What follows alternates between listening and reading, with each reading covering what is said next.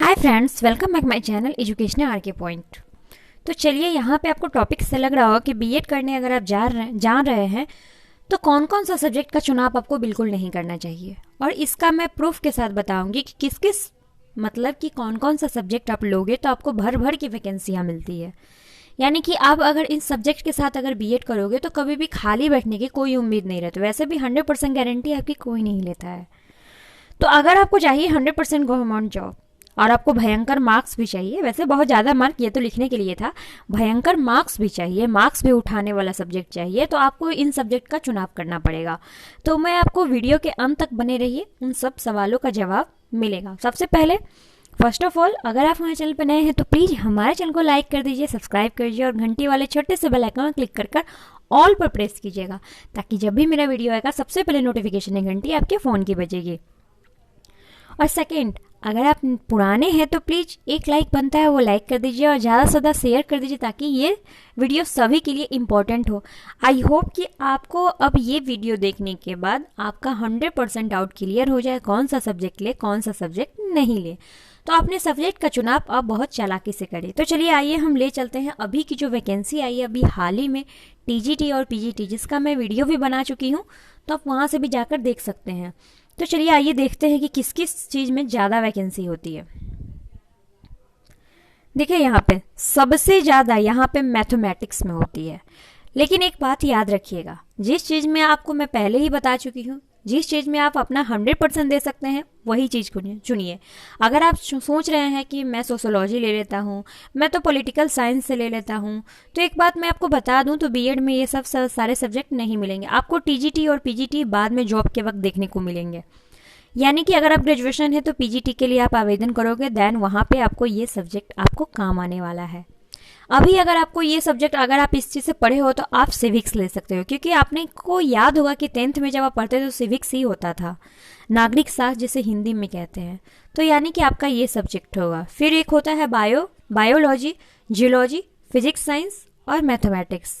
इसमें से आप मैथमेटिक्स फिजिक्स भी ले सकते हो, बायोलॉजी मैथ्स भी ले सकते हो, केमिस्ट्री फिजिक्स भी ले सकते हो। इन सब का मैं वीडियो दूसरे वीडियो में बना चुकी हूँ और डिस्कस कर चुकी हूँ। अगर आपने नहीं देखा है तो वहाँ से जाकर एक बार देख लीजिए, फिर से चेक कर लीजिए।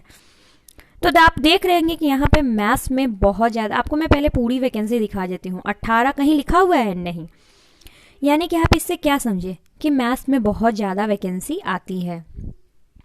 मैथ्स में अधिकतर ये मुझे देखने को मिला है। फिर आता है हिंदी में, यानी कि अगर आप हिंदी से भी करते हो तो देन यहाँ पे आपके मार्क्स भी अच्छे आते हैं और आपको इसमें क्या होते हैं, आपका पढ़ने में भी आसानी, क्योंकि हमारी भाषा जो है मातृभाषा वो हिंदी ही है। तो कितना भी पढ़ लो, वो हिंदी हमारी लैंग्वेज भाषा है, तो उसमें मार्क्स भी आपके अच्छे आएंगे। फिर आता है मैथमेटिक्स। आप अगर सोच रहे हो कि मैथमेटिक्स में कैलकुलस वगैरह पढ़ना पड़ता है, कैलकुलस, डिफरेंशियस वगैरह बहुत सारे चैप्टर, स्टैटिक्स चैप्टर्स होते हैं। अब देखिएगा नया पैटर्न क्या है। वैसे मुझे जो पढ़ना था मैंने बताया आपको।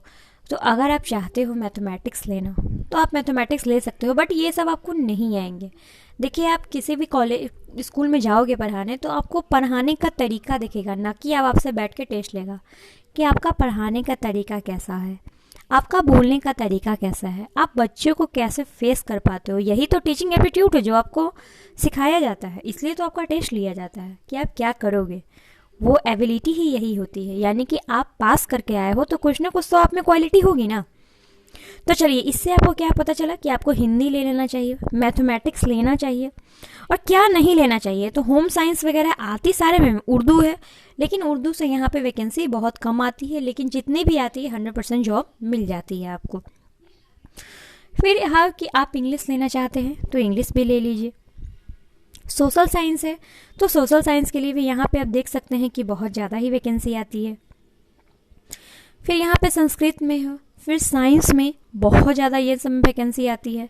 कॉमर्स में वैकेंसी थोड़ी कम आती है, यानी कि मुकाबले में थोड़ी कम मुझे हर जगह देखने को मिलता है।